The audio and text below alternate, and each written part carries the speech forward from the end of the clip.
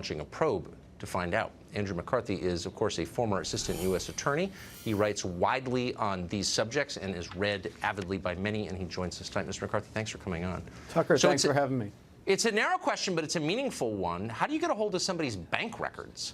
I thought they were supposed to be private. Well, they're sure supposed to be private. A lot of stuff that happens in investigations is supposed to be private, like grand jury material. According to the attorney for Cohen, he was given commitments by government prosecutors that to the extent they had financial information of his, that would remain confidential. So if the IG from the Treasury Department is opening an investigation, that's a pretty good sign that they think it came from the government. Well, so could the government leak my medical records or my home address or the name of my kid's school? I mean, is there a limit to the private information that can be leaked if they don't like you? Tucker, they've been leaking classified national defense information since before the 2016 election, and we had torrents of it around Trump's election. So the point being, if they can leak things that are important to them, why on earth wouldn't they be able to leak things that are important to you? Well, that's a very smart point.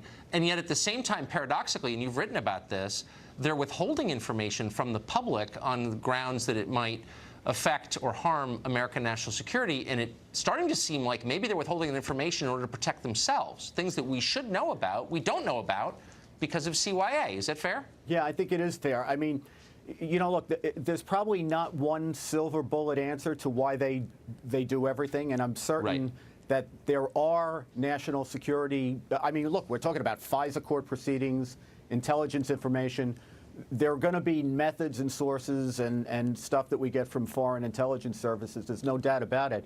But the thing we have to be mindful of is every time they've been pressed, when they say national security or investigative integrity is the reason that they have to withhold something, what we find when we finally peel it back and get to see it is that they're protecting either their own very flawed, sometimes decision-making processes, embarrassment, or exculpatory information. So you really have to be skeptical when they say we need to hold this for national security reasons.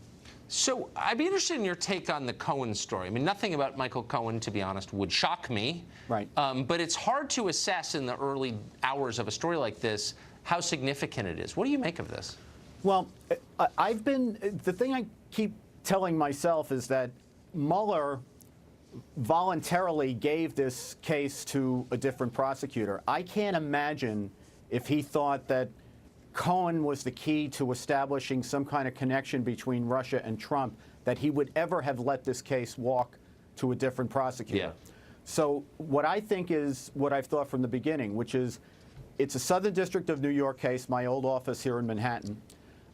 They are probably looking at a lot more than a campaign finance violation. But with Rosenstein, the Deputy Attorney General, having told the President that he's not a target, I think we should assume until we see otherwise that this is a case about Cohen. It sure seems like a case about Cohen. Right. So you're reading all these this speculation about how Cohen's going to turn on the president. Is that a concern? And if he did, what would he say? You know, I always say the same thing when that question comes up about anybody, which is, sure, you can pressure Manafort, you can pressure Cohen, you can pressure all these people. But the only time it's effective to have somebody flip on somebody else is if they have anything incriminating on them. And if they don't, Good point. You know. No, this is why people read you so avidly, because it's wise. Thank you, Andy McCarthy. I appreciate it. Thanks, Tucker.